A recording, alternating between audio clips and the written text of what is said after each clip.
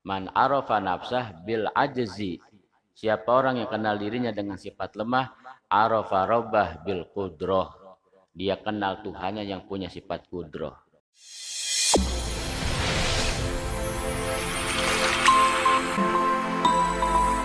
Assalamualaikum warahmatullahi wabarakatuh. Bismillahirrahmanirrahim. Alhamdulillahi rabbil alamin. Wassalatu wassalamu ala asyrafil anbiya wal mursalin Sayyidina Muhammadin wa ala alihi wa ashabihi wa tabi'ina lahum bi ihsanin ila yaumiddin. Amma ba'du, qalu subhanaka la ilma lana illa ma 'allamtana innaka antal alimul hakim. Rabbi shrah li sadri wa yassir li amri wahlul 'uqdatam min lisani yafqahu qawli wahdi qalbi wahsadik lisani bihaqqi sayyidina Muhammadin sallallahu alaihi wasallam. Yang sama-sama kita hormati segenap para sesepuh, para orang-orang tua, para hujjaj, bil khusus yang kita muliakan pengurus dan DKI Masjid Nurul Hidayah Bapak Haji Burhanuddin, juga yang saya hormati Al-Mukarram Al-Sadayat, bapak-bapak jamaah majelis taklim Sabtu subuh, yang mudah-mudahan pada kesempatan pagi hari ini kehadiran kita semua selalu diberkahi Allah Subhanahu wa taala. Amin ya rabbal alamin. Baiklah, pada pagi hari ini kita kembali akan melanjutkan kajian pelajaran tauhid dengan panduan kitab Sifat 20, di mana pada pertemuan yang lalu kita masih membahas tentang sifat uluhiyah, sifat ketuhanan yang ketujuh, yaitu sifat qudrah. Sudah kita bahas pengertian dan beberapa hal yang berkaitan dengan sifat qudrahnya Allah Subhanahu wa taala, yang merupakan salah satu sifat ketuhanan yang wajib kita yakini dan kita imani bahwa Allah Subhanahu wa taala zat yang bersifat qudrah atau kuasa.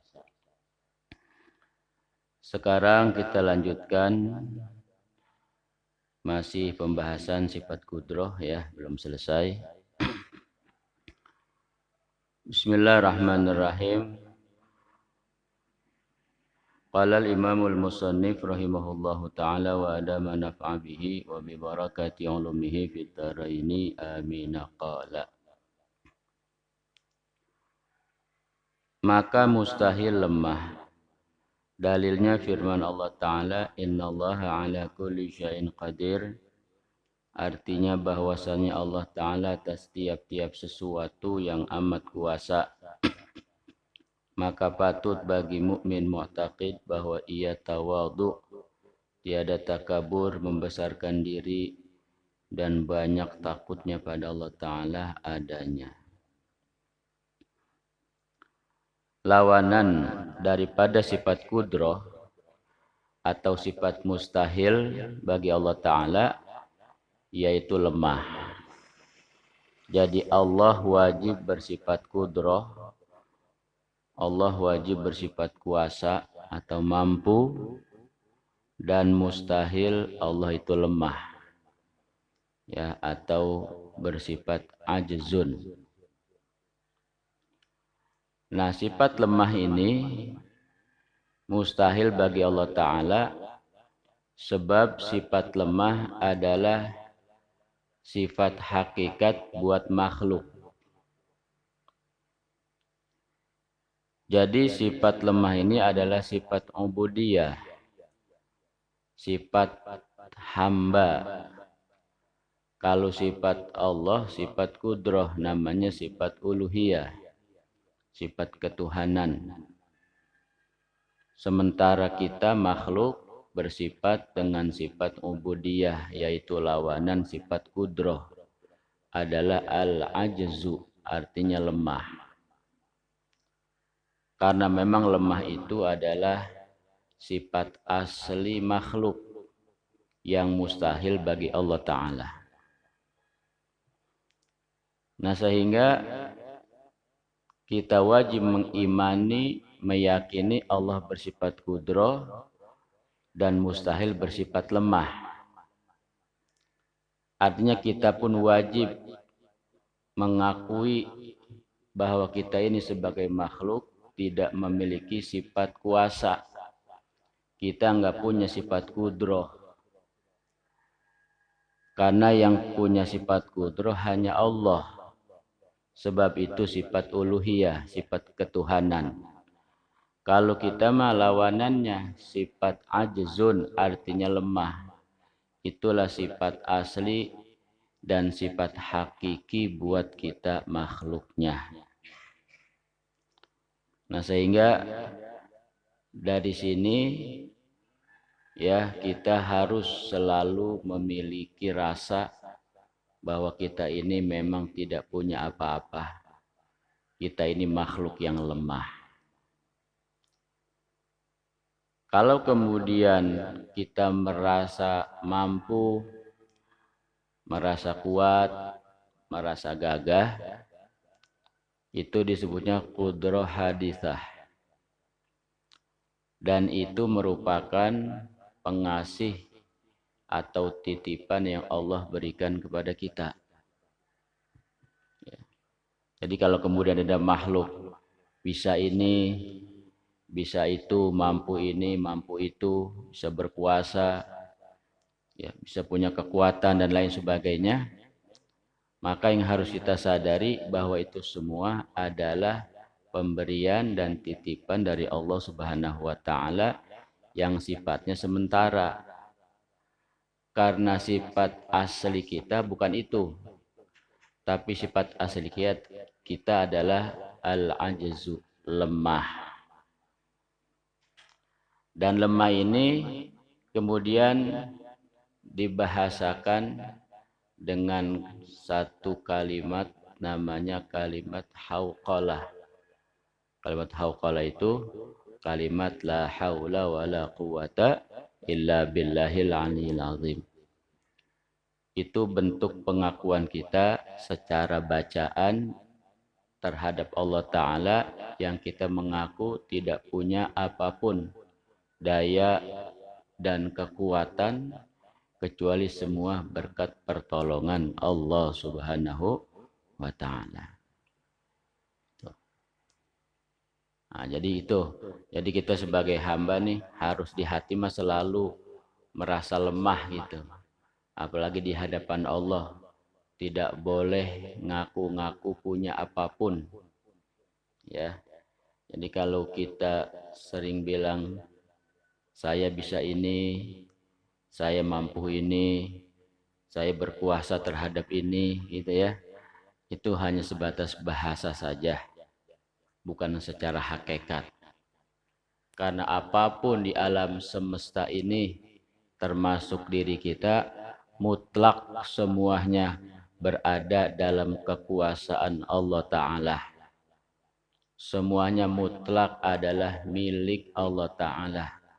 Kita makhluk tidak memiliki, tidak punya apapun. Termasuk kita makhluk bersifat dengan sifat lemah. Tidak punya daya dan kekuatan apapun. Kecuali semua berkat, pertolongan dan anugerah Allah Subhanahu wa Ta'ala. Itu namanya disebut sifat ubudiyah, sifat penghambaan.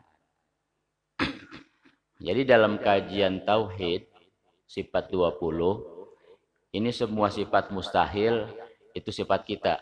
Ya. Jadi mustahil bagi Allah Ta'ala, tapi bagi kita itu merupakan sifat asli kita.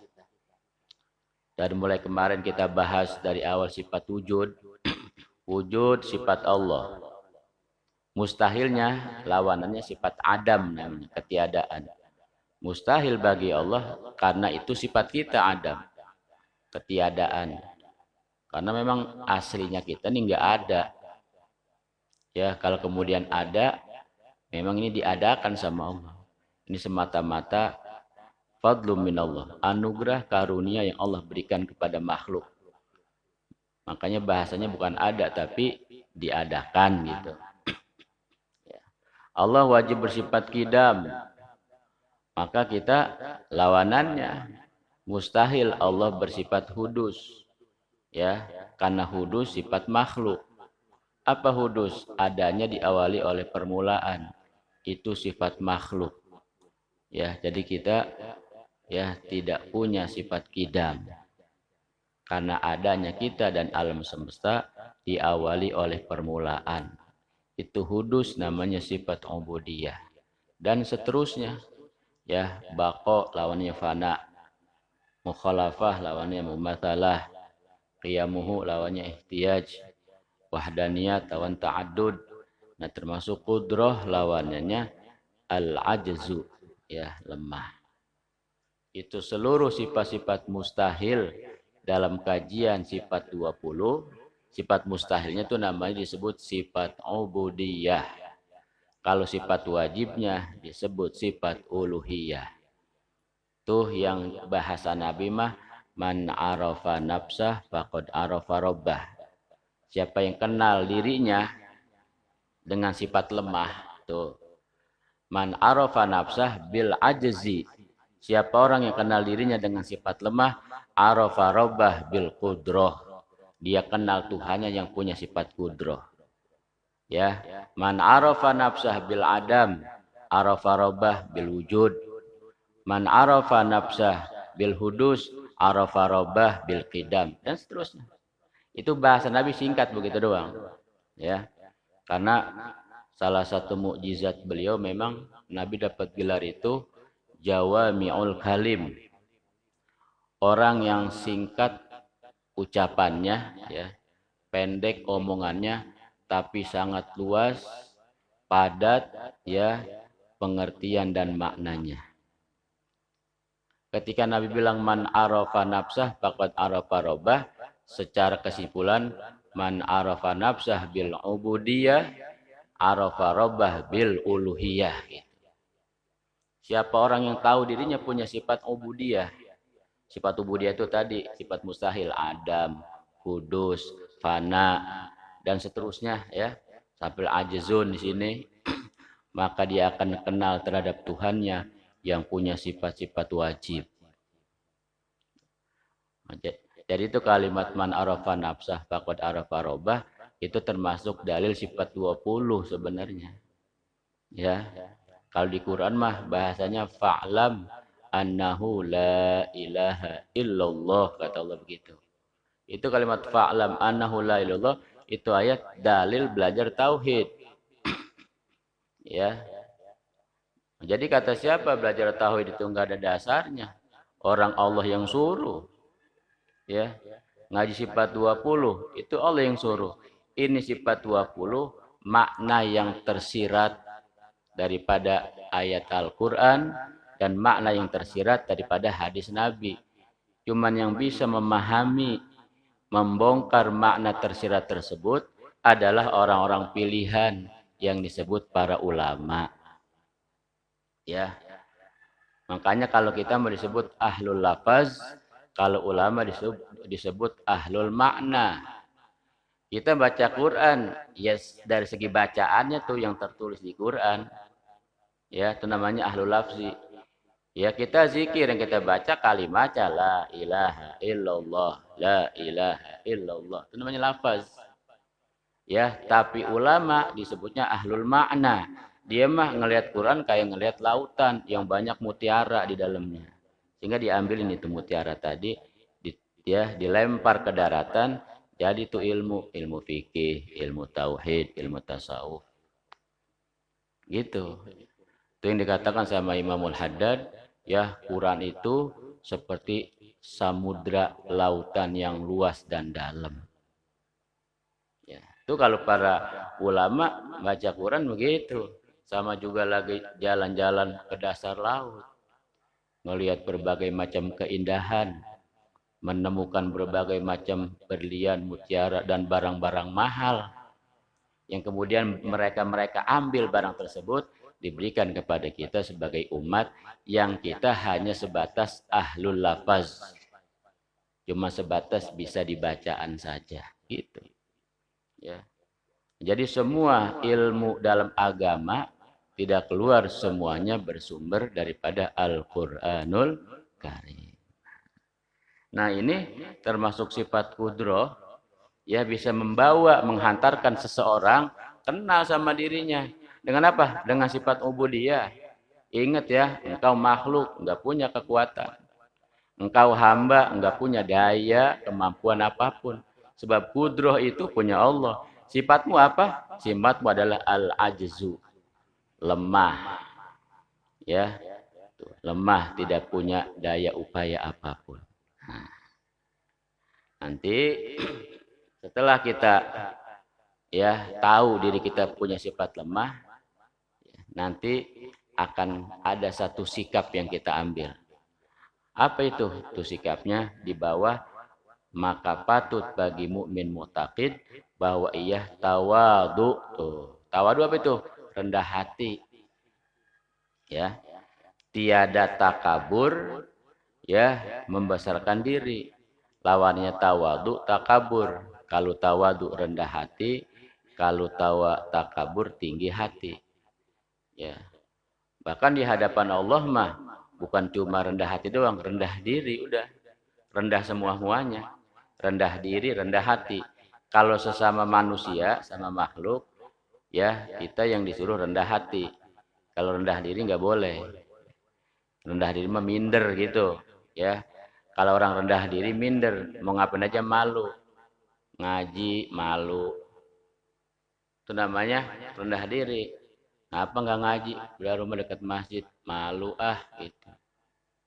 Ngapa nggak ikut sholat berjamaah di masjid nyampur sono? Malu Itu malu urusan begitu namanya rendah diri. Itu dilarang. Yang disuruh sesama makhluk rendah hati. Rendah hati itu lawan takabur, nggak boleh tinggi hati atau sombong. Ya. Tuh, kalau sama Allah mah di hadapan Allah rendah semua-muanya kita, ya rendah diri, rendah hati. Udah nyerah nggak punya apa-apa. Ya. Sebab Allah Maha Kuasa. Kalau Allah sudah berbuat apapun pasti terjadi dan tidak ada satu makhluk pun yang menghalangi dan menghindarinya. Tuh, ya.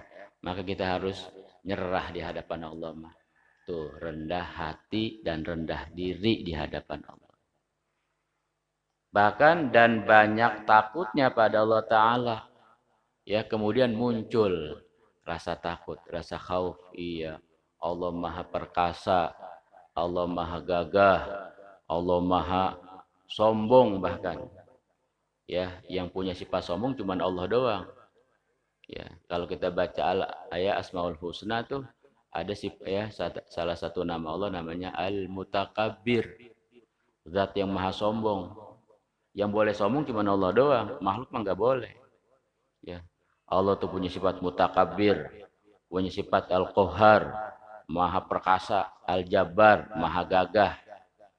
Ya, Al-Aziz, maha mulia. Tentunya disebut sifatul jalal. Sifat-sifat ketinggian yang hanya dimiliki oleh Allah Subhanahu wa Ta'ala. Makhluk enggak punya itu.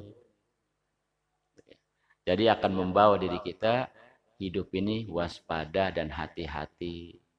Ya, itu supaya terarah, supaya terbimbing, supaya tahu tujuan hidup kemana. Gitu. Tuh, jadi dari ilmu tauhid ini akan muncul ya berbagai macam sifat-sifat yang baik dalam diri kita, ya terutama ya sifat-sifat batin, ya itu disebut akhlak namanya. Akhlak pada Allah Ta'ala, tidak boleh merasa sombong, ya tidak boleh takabur gitu. Siapa itu yang disebut makhluk takabur yang tidak mau tawadu kepada Allah Ta'ala? Yang jelas kalau ada makhluk tidak mengakui Allah sebagai Tuhannya, itu kesombongan yang paling tinggi. Ya. Jadi kalau ada makhluk tidak mengakui Allah sebagai Tuhannya, itu disebutnya minal mutakabbirin. Yang padahal iblis saja sombongnya itu bukan nggak punya iman sama Allah dia mah. Ya, iblis itu disebut minal mutakabrin wa kana minal kafirin bahkan. Ya, aba wastakbaro, dia enggan dan sombong. Kenapa iblis disebut sombong? Padahal dia bukan gak beriman sama Allah, tapi digolongkan sama Allah orang-orang kafir. Gara-gara sombong, sombong sama Allah dia, karena tidak mau menjalani yang Allah perintah, yaitu sujud kepada Nabi Adam. Itu doang satu tuh kesalahan iblis di situ. Disuruh sujud sama Nabi Adam sebagai bentuk penghormatan. Ya, tuh disuruh sujud. Fasajadu seluruh ya para malaikat sujud. Illa iblis, kata Allah, kecuali iblis nggak mau. Ya, iblis itu padahal ditunggu dia sujudnya untuk Nabi Adam sampai Nabi Adam meninggal. Ya, waktu Nabi Adam sudah wafat, ditawarin lagi iblis. Ya iblis, mungkin kalau kemarin Adam masih hidup, engkau sujud, gengsi, engkau disuruh sujud, ya, merasa engkau ya sebagai senior, ya, masa ngasih penghormatan sama junior anak kemarin sore. Sekarang Adamnya udah mati, udah meninggal. Ayo, sekarang dikasih kesempatan engkau sujud. Kalau seandainya kata dia mau sujud, mungkin jalan ceritanya beda lagi, ya. Mungkin iblis bisa diampuni dosanya sama Allah. Ya ditarik tuh vonis laknat dari diri iblis, ditarik sama Allah. Cuman begitu ditawarin seperti itu, ya kata iblis, jangankan ya udah mati ya Allah, waktu hidup saya aja saya ogah, apalagi dia udah meninggal.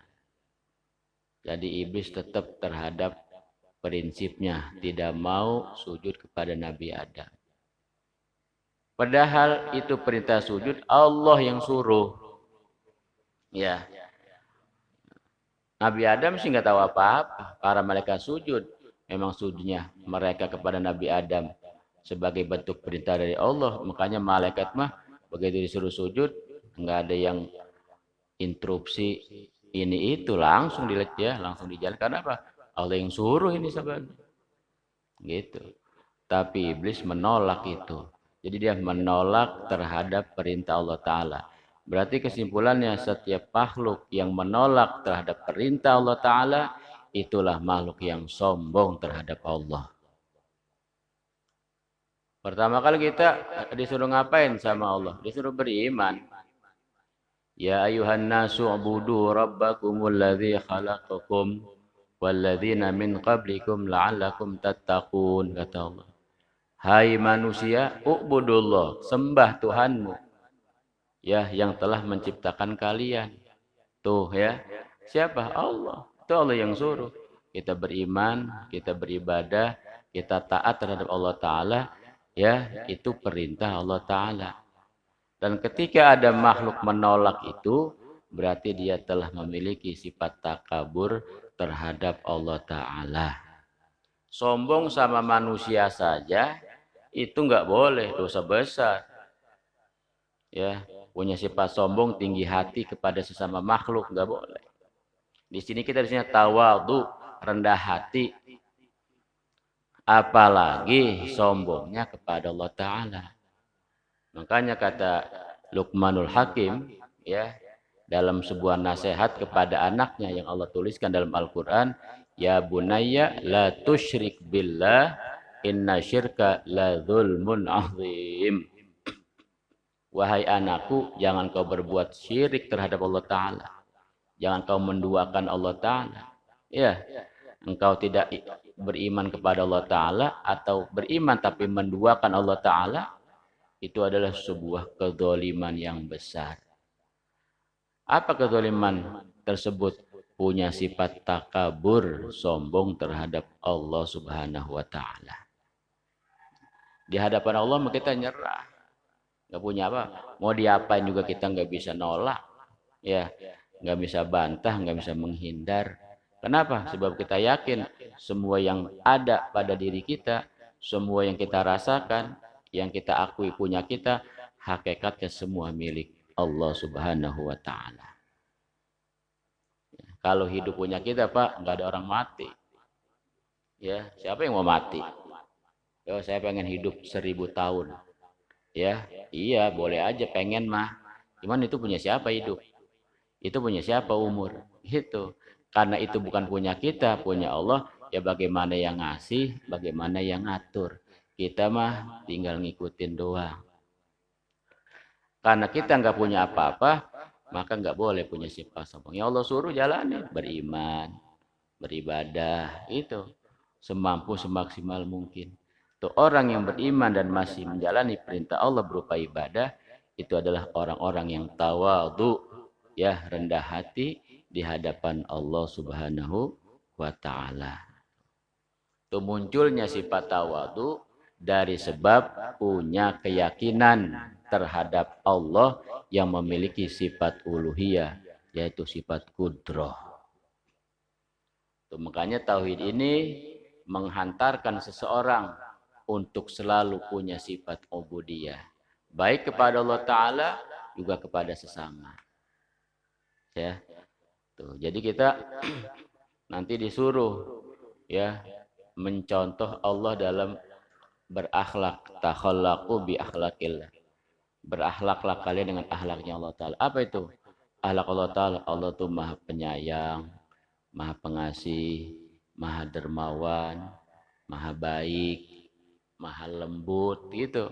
Ya, disuruh contoh tuh. Dan itu semua bisa kita ikuti kalau kita tahu sifat uluhiyahnya Allah Subhanahu wa taala. Ya. Dan itu semua ya kita bisa tahu Allah Maha segalanya, ya semuanya Allah yang kasih tahu. Ya. Maka nanti ada sifat ilmu ya, Allah Maha mengetahui. Kita lawanannya, apa lawan ilmu? Lawan ilmu adalah jahil. Ilmu punya Allah, jahil sifat kita. Jadi segala-galanya pengetahuan kita itu semua minallah.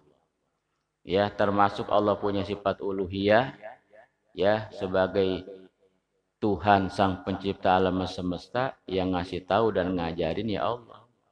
Itu makanya dalam setiap sifat-sifat wajib selalu ada dalil dari Al-Qur'an. Itu berarti sifat uluhiyah yang ngajarin kepada kita ya Allah. Makanya belajar tauhid sesungguhnya yang ngajarin langsung Allah gitu. Makanya seluruh misi para nabi, para rasul dari zaman Nabi Adam sampai nabi terakhir Nabi kita Muhammad sallallahu alaihi wasallam, misi utamanya adalah menyampaikan kalimat la ilaha illallah. Apa itu? Ngajarin tauhid. Kalau bahasa kita mah ngajarin sifat 20 sama manusia gitu. Ya. Mengajarkan makna la ilaha illallah. Itu Allah yang suruh kepada para nabi dan rasul. Maka ini pelajar tauhid mengkaji tentang sifat-sifat ketuhanan itu memang hakikatnya adalah perintah langsung dari Allah Subhanahu wa taala. Jadi nabi ngajarin tauhid, cuman caranya saja ya tentu berbeda gitu ya. Cara nabi, cara sahabat, cara ulama, ya cara kita, tapi intinya mah semua tidak lain bagaimana biar memahami dan memiliki ya sifat ubudiyah dan meyakini sifat uluhiyah gitu.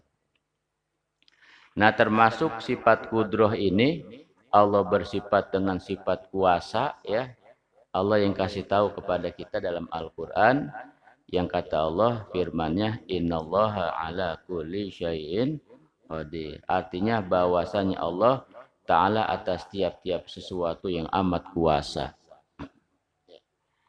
Jadi ini ya bentuk pemberitahuan dari Allah Ta'ala secara zahir. Secara lafaz Allah kasih tahu sesungguhnya Allah adalah zat yang maha kuasa. Innallaha ala kulli syai'in qadir.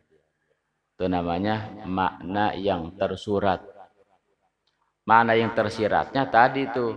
Kalau kita tahu Allah maha kuasa, maka makna yang tersiratnya kita sebagai makhluk, sebagai hamba harus merasa lemah. Tuh tadi tawadhu tidak boleh takabur, bahkan banyak takut kepada Allah Subhanahu wa taala. Itu namanya innallaha ala kulli syai'in qadir, makna yang tersurat sebagai dalil itu ya apa namanya sifat tawadu ya tiada takabur dan banyak takut, itu namanya makna yang tersirat. Jadi setiap ayat-ayat Al-Qur'an yang kita baca itu ada makna yang tersurat dan ada makna yang tersirat. Itulah makna yang tersirat yang dipahami oleh para ulama-ulama kita yang kemudian menjadi berbagai macam keilmuan dalam agama. Banyak kalau ngaji pakai kitab-kitab ulama, insya Allah selamat, ya, karena udah pasti ya kita yakin apa yang mereka tuliskan, apa yang mereka susun, apa yang mereka karang tidak keluar daripada kandungan makna Al-Quran, baik tauhidnya, fikihnya, tasawufnya dan lain sebagainya. Ya, nah ini salah satu daripada ya kewajiban kita kepada Allah Subhanahu wa taala. Nah, kita wajib ya meyakini bahwa Allah bersifat kudrah.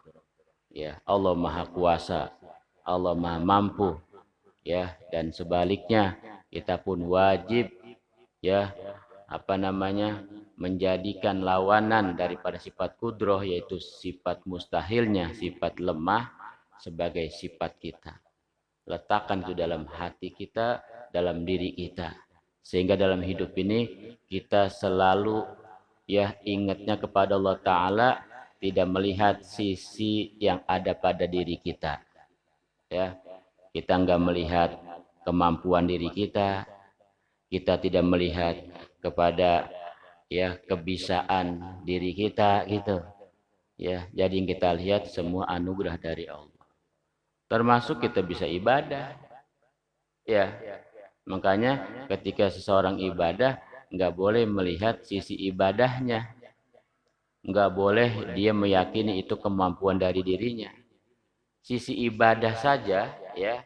Ini kita bisa ibadah, bisa sholat, bisa duduk ngaji, bisa melakukan kebaikan ini dan itu mutlak semua atas kehendak ya dan anugerah Allah Ta'ala. Tidak mungkin seseorang bisa ibadah, bisa melakukan kebaikan apapun tanpa adanya ya anugerah nikmat dari Allah Ta'ala. Jadi bisa ibadah itu nikmat sebenarnya.